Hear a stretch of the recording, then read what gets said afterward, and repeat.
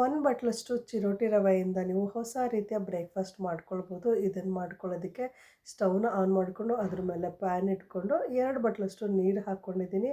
ಒಂದು ಸ್ವಲ್ಪ ಉಪ್ಪು ಹಾಕ್ಕೊಂಡು 1 ಸ್ಪೂನ್ ಜೀರಿಗೆ, 1 ಸ್ಪೂನಷ್ಟು ಹುರಿದಿರುವಂತಹ ಬಿಳಿ ಎಳ್ಳು ಹಾಕ್ಕೊಂಡು ಚೆನ್ನಾಗಿ ಮಿಕ್ಸ್ ಮಾಡಿಕೊಂಡು ನೀರು ಚೆನ್ನಾಗಿ ಕುದಿ ಬರಬೇಕು. ಅಲ್ಲಿವರೆಗೆ ಆ ನೀರನ್ನು ಕುದಿಸ್ಕೊಳ್ಬೇಕು. ಕುದಿಸ್ಕೊಂಡ್ಮೇಲೆ 1 ಬಟ್ಲಷ್ಟು ಚಿರೋಟಿ ರವೆ ತೊಗೊಂಡಿದ್ದೀನಿ. 2 ಬಟ್ಲು ನೀರಿಗೆ 1 ಬಟ್ಲಷ್ಟು ಚಿರೋಟಿ ರವೆ ಕರೆಕ್ಟ್ ಮೆಜರ್ಮೆಂಟ್ ಆಗುತ್ತೆ. ನೀರು ಚೆನ್ನಾಗಿ ಕುದ್ಮೇಲೆ ಸ್ಟವ್ನ ಸ್ವಲ್ಪ ಮೀಡಿಯಮ್ ಫ್ಲೇಮಲ್ಲಿ ಇಟ್ಕೊಂಡು ಒಂದು ಕೈಯಲ್ಲಿ ರವೆ ಹಾಕ್ಕೊಳ್ಳಿ, ಇನ್ನೊಂದು ಕೈಯಲ್ಲಿ ಸ್ಪೂನಲ್ಲಿ ಚೆನ್ನಾಗಿ ತಿರುಗಿಸ್ತಾ ಬನ್ನಿ. ಇದು ಗಂಟಾಗಲ್ಲ ರವೆ ಆಗಿರೋದ್ರಿಂದ. ನೋಡಿ ಈ ರೀತಿ ಚೆನ್ನಾಗಿ ಸ್ವಲ್ಪ ಸ್ವಲ್ಪನೇ ರವೆ ಹಾಕ್ಕೊಂಡು ನೀಟಾಗಿ ತಿರುಗಿಸ್ತಾ ಬನ್ನಿ. 2 ಬಟ್ಲಷ್ಟು ನೀರಿಗೆ 1 ಬಟ್ಲಷ್ಟು ಚಿರೋಟಿ ರವೆ ಕರೆಕ್ಟ್ ಮೆಜರ್ಮೆಂಟ್ ಆಗುತ್ತೆ. ತುಂಬ ತೆಳ್ಳನೂ ಆಗಲ್ಲ, ತುಂಬ ಗಟ್ಟಿಯೂ ಆಗಲ್ಲ. ಒಂದು 2 ನಿಮಿಷ ಲೋ ಫ್ಲೇಮಲ್ಲಿ ಸ್ಟವ್ನ ಇಟ್ಕೊಂಡು ಈ ಹಿಟ್ಟನ್ನು ಸ್ವಲ್ಪ ಚೆನ್ನಾಗಿ ಬೇಯಿಸ್ಕೊಳ್ಳಿ. ಇದು ತಿರುಗಿಸ್ತಾ ಇದ್ದಂಗೆ ಗಟ್ಟಿ ಆಗಿಬಿಡುತ್ತೆ. ತುಂಬ ಗಟ್ಟಿ ಆದರೆ ಸ್ಟವ್ನ ಆಫ್ ಮಾಡ್ಕೊಂಡ್ಬಿಡಿ. ಸ್ವಲ್ಪ ತೆಳುವಾಯ್ತಂದರೆ ಒಂದು 2 ನಿಮಿಷ ಈ ರೀತಿ ತಿರುಗಿಸ್ಕೊಂಡು ಚೆನ್ನಾಗಿ ಹಿಟ್ಟನ್ನು ಬೇಯಿಸ್ಕೊಳ್ಬೇಕು.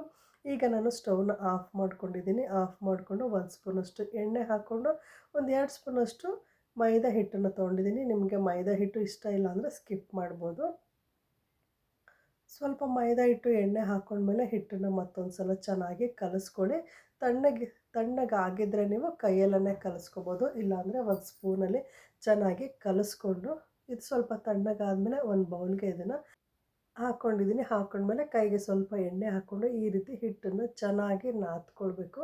ಚೆನ್ನಾಗಿ ನಾದ್ಕೊಂಡ್ರೆ ತುಂಬ ಸಾಫ್ಟಾಗಿ ಬರುತ್ತೆ. ನೋಡಿ ಹಿಟ್ಟನ್ನು ಮತ್ತೊಂದು ಸಲ ಚೆನ್ನಾಗಿ ಮಿಕ್ಸ್ ಮಾಡ್ಕೊಳ್ತಿದ್ದೀನಿ ಅಷ್ಟೇ. ಮಿಕ್ಸ್ ಮಾಡ್ಕೊಂಡ್ಮೇಲೆ ಸ್ವಲ್ಪ ಹಿಟ್ಟನ್ನು ತೊಗೊಂಡು ಈ ರೀತಿ ಒಂದು ಮಣೆ ಮೇಲೆ ಸ್ವಲ್ಪ ಆಯಿಲ್ ಹಾಕ್ಕೊಳ್ಳಿ. 1 ಸ್ಪೂನ್ ಆಯಿಲ್ ಹಾಕ್ಕೊಂಡು ಒಂದು ಅರ್ಧ ಕಲಸಿದ್ವಲ್ಲ ಅದರಲ್ಲಿ ಅರ್ಧ ಹಿಟ್ಟು ಹಾಕಿ ಸ್ವಲ್ಪ ಚಪಾತಿ ಹಿಟ್ಟಿಗಿಂತ ಸ್ವಲ್ಪ ದಪ್ಪವಾಗಿ ಲಟ್ಟಿಸ್ಕೊಳ್ಳಿ. ರವೆ ಆಗಿರೋದ್ರಿಂದ ತುಂಬ ಸಾಫ್ಟಾಗಿರುತ್ತೆ. ಚಪಾತಿ ಅಷ್ಟು ಲಟ್ಸೋದಕ್ಕೇನು ಕಷ್ಟ ಆಗಲ್ಲ. ನೋಡಿ ಈ ರೀತಿ ನೀಟಾಗಿ ಲಟ್ಟಿಸ್ಕೊಳ್ಬೇಕು. ಲಟ್ಟಿಸ್ಕೊಂಡು ರೌಂಡ್ ಶೇಪು ಬರೋಕ್ಕೆ ಇದರಲ್ಲಿ ಒಂದು ಬೌಲ್ ತೊಗೊಳ್ಳಿ, ಇಲ್ಲಾಂದರೆ ಒಂದು ಈ ರೀತಿ ಗ್ಲಾಸ್ನ ತೊಗೊಂಡು ಪ್ರೆಸ್ ಮಾಡಿಕೊಂಡ್ರೆ ಕರೆಕ್ಟಾಗಿ ರೌಂಡ್ ಶೇಪು ಬರುತ್ತೆ. ಪುಟ್ಟ ಬರುತ್ತೆ. ನಿಮಗೆ ಇನ್ನೂ ದೊಡ್ಡ ಸೈಜಲ್ಲಿ ಬೇಕಂದರೆ ಒಂದು ಚಿಕ್ಕ ಪ್ಲೇಟ್ ತೊಗೊಂಡು ಸ್ವಲ್ಪ ದೊಡ್ಡ ಸೈಜಲ್ಲಿ ರೌಂಡ್ ಶೇಪ್ ಮಾಡ್ಕೊಳ್ಬೋದು.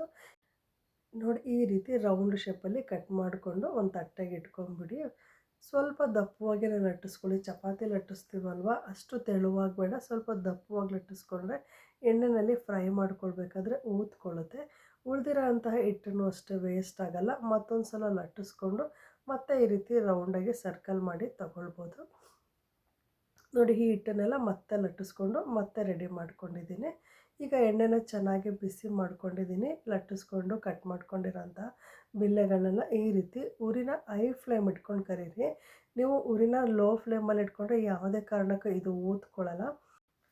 ನೋಡ್ತಾ ಇದ್ದೀರಲ್ವ ಎಣ್ಣೆಯಲ್ಲಿ ಹಾಕ್ತಿದ್ದಂಗೆ ಎಷ್ಟು ಚೆನ್ನಾಗಿ ಊದ್ಕೊಳ್ತಾ ಇದೆ ಅಂತ. ರುಚಿನೂ ಅಷ್ಟೇ ತುಂಬ ಡಿಫ್ರೆಂಟ್ ಆಗಿರುತ್ತೆ. ಇದು ಬೆಳಗಿನ ಬ್ರೇಕ್ಫಾಸ್ಟ್ಗೂ ಆಗುತ್ತೆ, ಮಧ್ಯಾಹ್ನ ಲಂಚ್ ಬಾಕ್ಸ್ಗೂ ಸಹ ಚೆನ್ನಾಗಿರುತ್ತೆ. ಮಕ್ಕಳು ಸಂಜೆ ಏನಾದರೂ ಸ್ನ್ಯಾಕ್ಸ್ ಕೇಳ್ತಿರ್ಬೇಕಾದ್ರೆ ಇದನ್ನು ಮಾಡ್ಕೊಳ್ಬೋದು. ಇದಕ್ಕೆ ಪಲ್ಯ ಚಟ್ನಿ ಏನೂ ಬೇಡ, ಹಾಗೆ ಕೈಯಲ್ಲಿ ಇಟ್ಕೊಂಡು ಸಂಜೆ ತಿನ್ಬೋದು, ಅಷ್ಟು ಚೆನ್ನಾಗಿರುತ್ತೆ. ನೋಡಿ ಎಲ್ಲದನ್ನು ಈ ರೀತಿ ಎಣ್ಣೆನ ಹೈ ಫ್ಲೇಮಲ್ಲಿ ಇಟ್ಕೊಂಡು ಫ್ರೈ ಮಾಡಿಕೊಂಡು ಇಟ್ಕೊಳ್ಬೇಕು. ತುಂಬ ಚೆನ್ನಾಗಿ ಊದ್ಕೊಳ್ಳುತ್ತೆ. ನೋಡಿದ್ರಲ್ವ ಕೇವಲ 3 ಪದಾರ್ಥದಿಂದ ಹೊಸ ರೆಸಿಪಿನ ಮಾಡ್ಕೊಳ್ಬೋದು. ತಿನ್ನಬೇಕಾದ್ರೆ ರುಚಿನೂ ಅಷ್ಟೇ ತುಂಬ ಡಿಫ್ರೆಂಟಾಗಿರುತ್ತೆ. ಮಕ್ಕಳು ಲಂಚ್ ಬಾಕ್ಸ್ ಹಾಕಿದಾಗಲೂ ಅಷ್ಟೇ ಇಷ್ಟೇ ಸಾಫ್ಟಾಗಿರುತ್ತೆ. ಒಳಗಡೆ ಪದರವಾಗಿ ಬಂದಿರುತ್ತೆ. ಇದನ್ನು ಬೇಕಿದ್ರೆ ತೆಂಗಿನಕಾಯಿ ಚಟ್ನಿ ಜೊತೆ ನೀವು ತಿನ್ಬೋದು.